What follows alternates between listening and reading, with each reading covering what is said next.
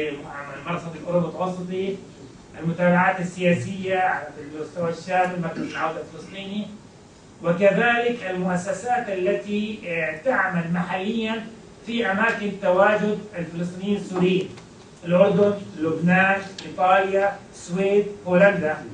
هذه المكونات المؤسساتية يكون بينها مكتب متابعة دولي يعمل بشكل يومي، يكون هناك له منسق لهذا المكتب وهي إدارية هذا المكتب حتى تجمع شتات عمل هذه المؤسسات، ويكون هناك عنوان يتابع بالمجهود المؤسسات المجتمع المدني بالإمكانات المحلية، ولكن هذا أفضل من حال الفراغ الذي دفع ثمنه إخواننا وأهلنا من فلسطينيين سوريا.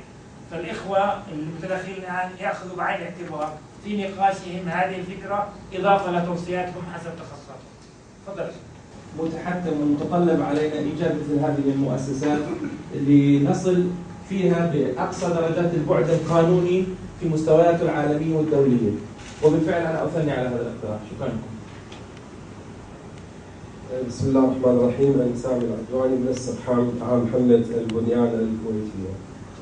بأمانة هناك الكثير يمكن أن يقدم من أفكار ومقترحات في آليات خطة التحرك. أنا أتكلم في البعد الإنساني، وأعتقد نحن جهود شبابية شعبية استطعنا أن نحقق أثر جيد في فترة قياسية. نتكلم عن سنة واحدة فقط استطعنا أن ننشئ مركز صحي للنازحين الفلسطينيين السوريين، قدرت كلفته بقريب 80,000 دولار. ساهمنا في قافلة الوفاء مع أخونا العزيز الأخ أمين براشد والقائمين على الحملة وقافلة في بداية انطلاقها وتأسيسها بأكثر من 50,000 دولار.